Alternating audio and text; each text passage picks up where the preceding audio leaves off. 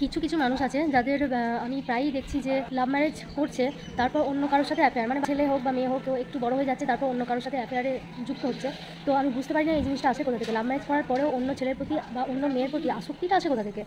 তাহলে ওটা কিন্তু তাদের ভালোবাসা ছিল না, ছিল প্রেম আর শারীরিক চাহিদা, যেটা এখন অন্য কারোর সাথে অ্যাফেয়ারে যুক্ত হচ্ছে। যে তারপর যেটা হচ্ছে সেটাও প্রেম বা শারীরিক চাহিদা, আর কিছু নয়। ওটা কিন্তু ভালোবাসা নয়।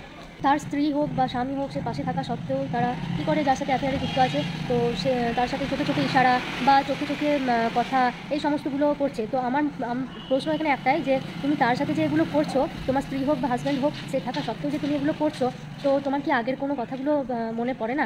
যে না, আমি যাকে লাভ ম্যারেজ করেছি তাকেও তো আমি একসময় ভালোবাসতাম, খুবই ভালোবাসতাম, তো তার সাথেও আমি এগুলো করেছি। তার সাথে করার আগে কিন্তু সেই কথাগুলো, পুরোনো স্মৃতিগুলো মনে পড়ে যাবে। তখন কিন্তু তার আর করতে ইচ্ছা হবে না, যে যদি তার ওটা প্রকৃত ভালোবাসা হয়। এই যেমন আমি আমি আমার সোনা দুজনেই আমরা লাভ ম্যারেজ করেছি, কিন্তু মানে অন্য ছেলের প্রতি যে জিনিসটা, সেই জিনিসটা আমাদের মধ্যে আসে না, বা অন্য মেয়ের প্রতি সেই জিনিসটা আসে না।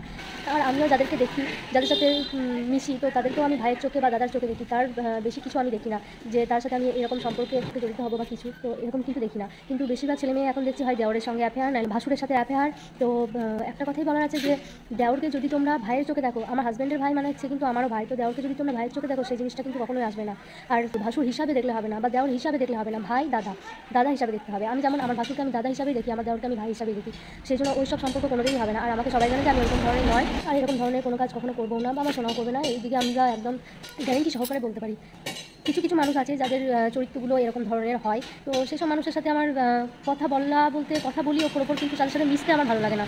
যদি ধরো আমার স্বামী অন্য কারোর সাথে অ্যাফেয়ারে যুক্ত আছে, কিন্তু সেই জিনিসটা যদি আমি ভালো, সবাই জানে আমি ভালো, কিন্তু আমি যদি ওই জিনিসটা করতে যাই, যে অন্য কারোর সাথে অ্যাফেয়ার করতে যাই, তাহলে কিন্তু আমার স্বামী সেটা মেনে নেবে না, তখন কিন্তু আমাকে বাড়ি থেকে বার করে দেবে। আবার যদি আমার স্বামী করছে সেটা জেনেও আমি যদি চুপ করে না থাকি, তখন সে বলবে আমি সুইসাইড করবো, নাহলে এই করবো ওই করবো। যা তুই সুইসাইড করবা, তোর বেঁচে থাকার থেকে আমার মনে হয় মরে যাওয়া অনেক ভালো, এরকমই আমার মনে হয়। কারণ যেখানে সম্মান থাকে না, সেখানে কিন্তু মানুষের দাম থাকে না, মানুষের মূল্য থাকে না। তুমি যদি রাস্তা দিয়ে পেরিয়ে যাও না, তাহলে কিন্তু একটা মানুষও বলতে থাকবে না যে ওই দেখ ওই মেয়েটা যাচ্ছে, এর হাজব্যান্ডের সাথে সম্পর্ক আছে জানিস, বা ওই দেখ ওই ছেলেটা যাচ্ছে, এর বোর সাথে এর সম্পর্ক আছে জানিস। তারা কিন্তু কানা কিছু কিছু একটা কথা বলবে, সবাই বলবে। আর সেই জিনিসটা হচ্ছে সবথেকে খারাপ। যেখানে সম্মান নেই, সেখানে মানুষের কোনো মূল্য নেই। তো আগে নিজের সম্মানটাকে রক্ষা করতে শেখো, তারপর কিন্তু ওইসব করো।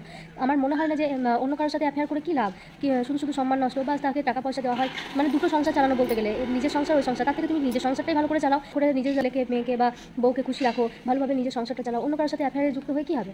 কিছু হবে না, শুধু শুধু সম্মান নষ্ট। তো তোমাদের কি মনে হয় মতামত এই ব্যাপারে আমাকে অবশ্যই কমেন্টে জানিও। আমার মনে হয়েছে এটা, তবে সবাইকে আমি ডেডিকেট করছি না এটা, যারা এরকম করছে আমি তাদেরকে করছি। আর যাদের এটাতে গায়ে লাগবে জানবে, তারা কিন্তু এই জিনিসটা করছে, সেই জন্য তাদের গায়ে লাগবে।